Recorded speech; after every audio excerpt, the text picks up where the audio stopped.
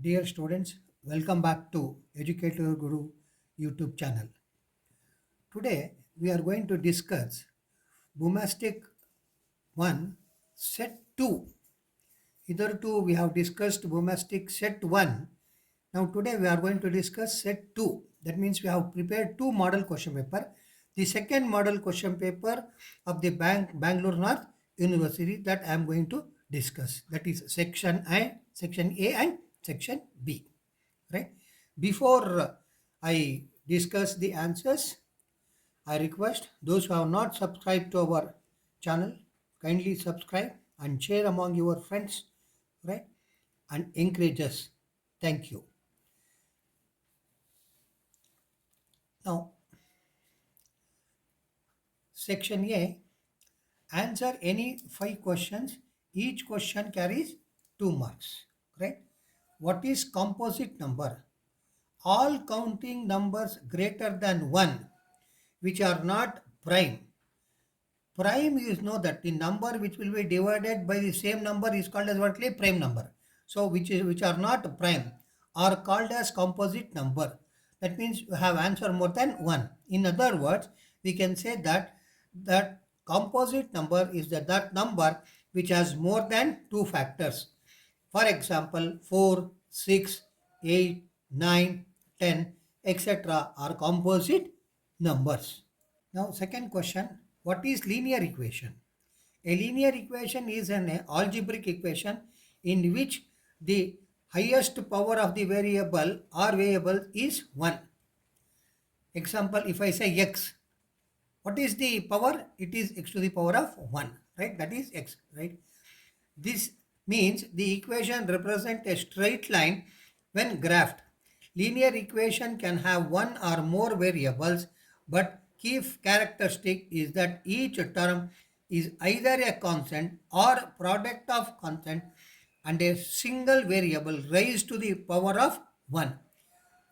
Very simple. I can show here that 3x is equal to 9. Now x is what actually to the power of 1. What is the value of x? X is equal to 9 divided by 3 is equal to 3. This is called as what actually linear equation. Even simultaneous equation is also a linear equation, that is x plus y is equal to something and x minus y is equal to something. This is also linear equation, but power is how much actually it is 1. That is called as what you may linear equation. Now, third question, give the meaning of inverse proportion. Inverse is the opposite. One increases, the other one decreases, which is called as what actually inverse proportion. Inverse proportion describes the relationship between two quantities in which an increase in one quantity leads to a decrease in other quantity. It is very simple. 10 persons can do a work in 5 days. In 5 days. But if I say that the same work 20 persons in how many days? It is inverse proportion. Why means number of persons has what actually increased. That means here one increase, then the number of days should what actually decrease. Then that is called as what you mean by inverse proportion. Now, fourth question, state the two merits of mean deviation. It is easy to calculate and simple to understand. It is based on each and every item of the data. It is based on measurement rather than estimation. It is a reliable measure of dispersion. But one thing is there in mean deviation, it has no further algebraic expression. It is very easy, right? Here also I am going to get to the negative also of this demerits. Mean deviation has no what you call further algebraic expression, and mean deviation neglects signs. Neglects what actually? Signs. That is the two disadvantage.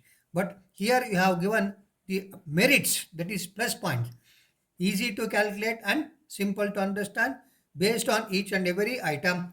It is based on measurement rather than estimation. It is a reliable measure of dispersion, that is variation. Now, fifth question, Mention two limitations of median. Median is a positional average, right? Median is not based on all items of the series because it is positional. Say fourth position, fifth position, sixth position, tenth position, which is called as, but actually it is not based on all items. For calculating median, it is necessary to arrange the data. Other averages do not need any arrangement. So it is very simple. When you say that arranging means either it should be in the ascending order or it should be in the descending order, right? That is why median is one thing, it is position average, where in the other mean we are not going to arrange anything, but here we are going to arrange the data either ascending or what actually descending. Since it is a positional average, its values is not determined by each and every observation. When you are not going to consider all items, then definitely it is a disadvantage. It is not capable of algebraic treatment. Further, the algebraic treatment is not possible in a positional average, that is in case of median. So these are the disadvantages. They have asked for two, but we have given only four disadvantages. The next sixth question. Mention any two problems of tabulation. You know that tabulation is something that you arrange the numbers in rows and columns is called as what actually tabulation. So inconsistent data, when data being tabulated inconsistent, it can lead to confusion or misinterpretation. So data consistency must be there. That is impossible in case of what actually tabulation. Missing data, data gaps or missing entries can complicate tabulation. When certain values are not available, they may either be left blank or require estimation, which may introduce errors. That means sometimes we assume on our own what is that. That should not happen. It is going to what actually taken place in case of what actually tabulation.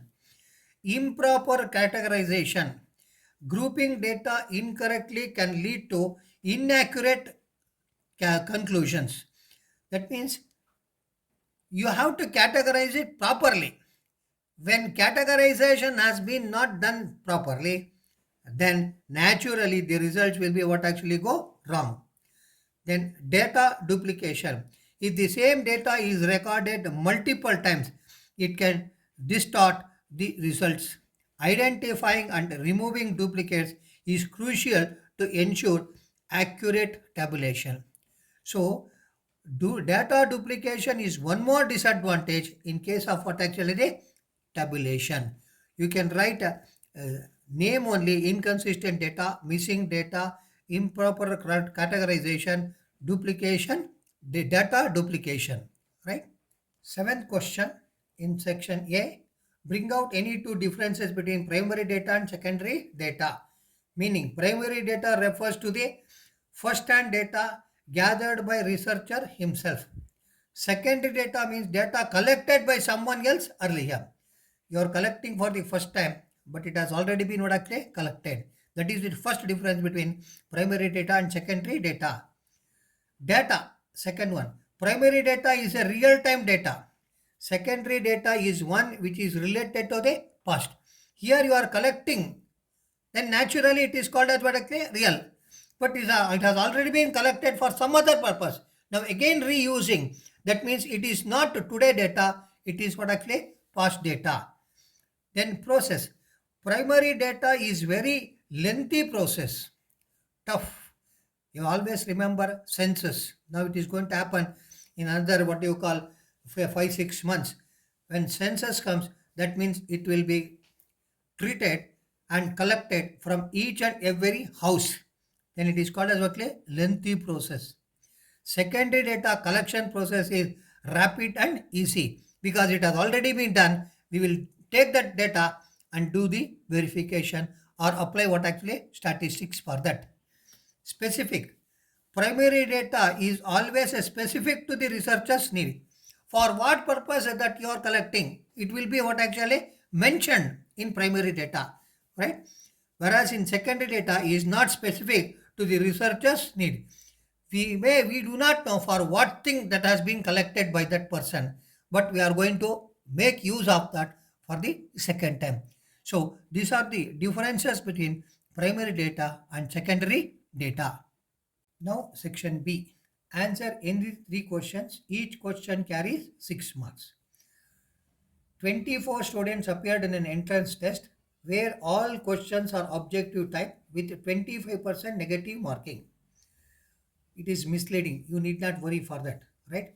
The marks obtained out of 50 maximum marks are as follows: 17, 16, 7, 30, 21, 42, 44, 36, 22, 22, 25, 31, 34, 30, 36, 35, 45, 25, 15, 20, 42, 40, 30. Prepare a frequency distribution by using exclusive method. What is exclusive method? The lower limit and an upper limit will be there. Lower limit will be in that class, whereas upper limit will not be in that class. Upper limit will be included in the next class. Example 0 to 10. 0, 1, 2, 3, 4, 5, 6, 7, 8, 9, 10. Up to 9 only it comes what actually 10 numbers. So 10 will not be included there. 10 will be included in the next class. So upper limit will be excluded in that class, but it will be included in the next class. That is called as what actually exclusive series. So what you have to do, you take the least, it is 7. You take the highest, it is how much actually 45. So you have to take one thing, frequency distribution of marks obtained by 24 students is given below in a table using exclusive method as follows. That is 0 to 10, 10 to 20, 20 to 30, 30 to 40, 40 to 50. I hope you know how to prepare what actually tally bars. So just I will explain. 17 is there. 17 it comes between 10 to 20. Then 16 is there. Then it comes to what 10 to 20. 7 is there. 0 to 10. Then 30 is there. 30 most important. 20 to 30. No, it will not come because it exclusive method. 30 will be excluded here. 30 will be included in the next class. So when you get 30, you should say 30 to 40. Likewise, we will take any other number. The number is there. 40 is there. 40 will not be included here. 40 will be included here. Likewise, you prepare the what you call tally bar and total. I hope you know that. After 4, if you put one cross, then it becomes 5. Counting becomes easy. Here, after 5, it has become 1 cross, then 5. So it is very simple. 1, that is 0 to 10, it is 1 student. 10 to 20 is 3 students. 20 to 30 is 6 students. 30 to 40 is 9 students. 40 to 50 is 5 students. So total is how much actually? 24. How many students have been given in the problem? 24. So it is 24. Now problem number 9. The mean marks of 100 students were found to be 40. Later it was discovered that the score of 53 was misread as 83. Find out the correct mean corresponding to the corrected score. This is called as correction of mean, which is called as what? Correction of mean. Say what happens when you are saying some number, that number will be read as something different. Then average will go what actually wrong. Actually, it was 53. Now we have taken it actually 83. So difference is so much. When difference is how much? 30. Now that 30 will reflect what actually on your average. Then how to make correction? So arithmetic mean of 100 students, sigma x by n is equal to 40. That means that has been given in actually problem. Therefore, the sum of 100 students is equal to, that is very simple. You can say like this. Mean is equal to sigma x by n. Mean is how much actually? 40 is equal to sigma x. You have to find out. Then how many students? 100. Just cross multiply. If you cross multiply, sigma x is equal to 100 into 40. It comes to how much actually? 4000. Very simple. That means all 100 students total marks is how much actually? 4000. Now we have to make correction. What is that correction? Take out that misread number and add the correct number. That is very simple. 53 has been read as what actually? 83. So minus 83. Add how much actually? 53. Correct sum of the 100 students is equal to incorrect minus misread score plus correct score. Very simple. 4000 is total minus 83 misread. Add 53 correct number. Then it comes from actually 3970. I told you the difference is 30. From 4000 if you minus 30 then it comes how much actually? 3970. Now what is the correct mean? 3970 divided by 100 is how much actually? 39.7. Earlier your mean was how much actually? 40, but now the average is 39.7. This is called as correction of arithmetic mean. Now problem number 10. Coefficient of QD, that is quartile deviation, is 0.8. Upper quartile is 36. Find the lower quartile. What is upper quartile?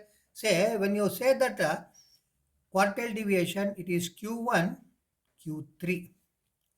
Q1 is what actually lower quartile. Then Q3 is what actually upper quartile.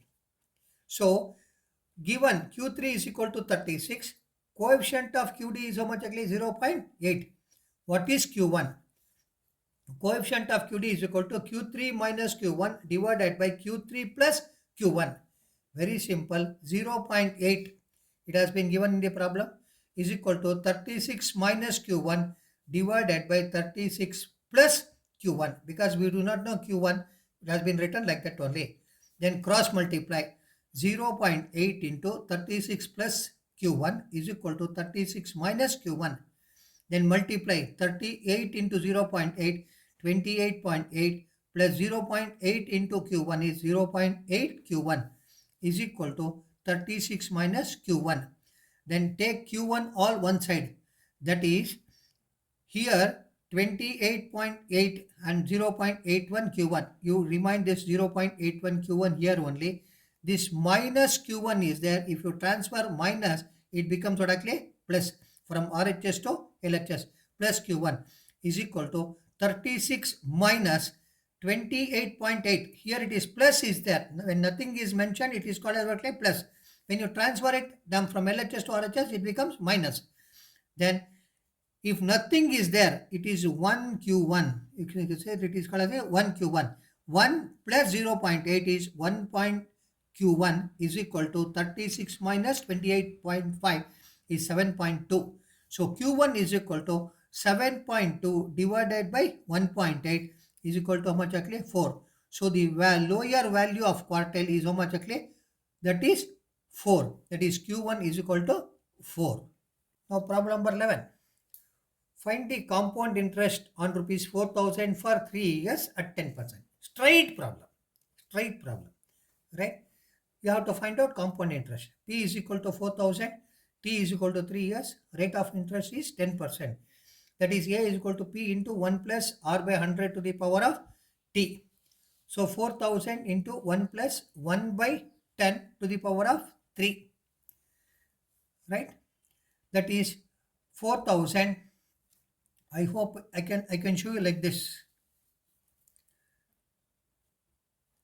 I can show you. It is very simple. A is equal to one more simple method. A is equal to P into 1 plus I to the power of N.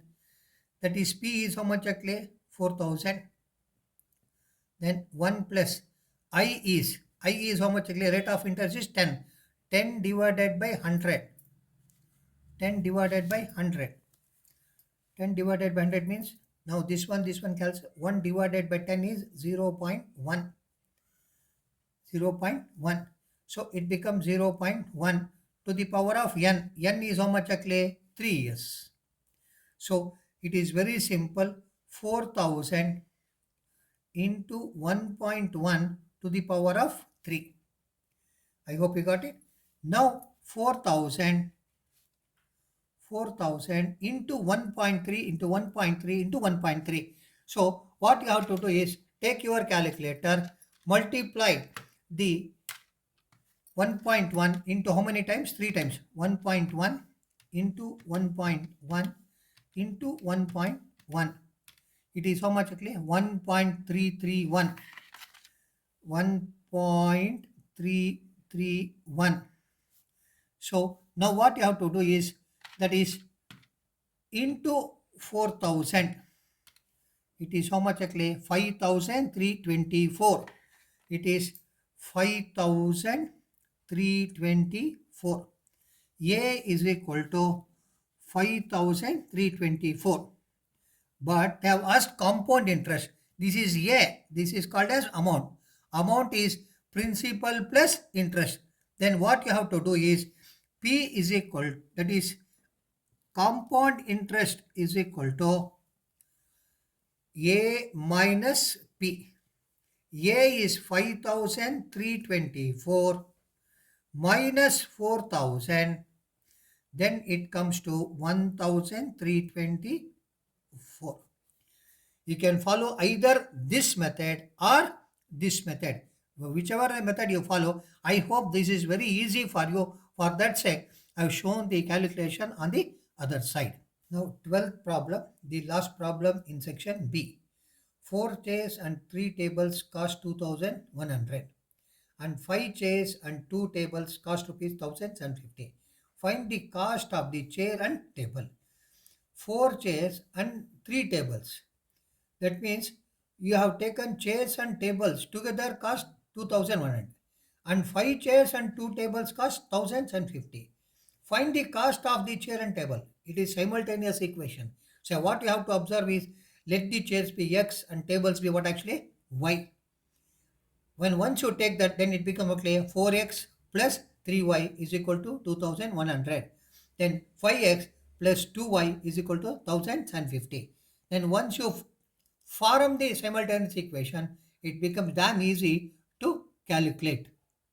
Let the cost of a chair be x and the cost of a table be rupees y. Then it becomes what again? 4x plus 3y is equal to 2100 is equation number 1. 5x plus 2y is equal to 1050. We can solve the above equation by using elimination method. Say it is very simple. Here 4, here it is 5.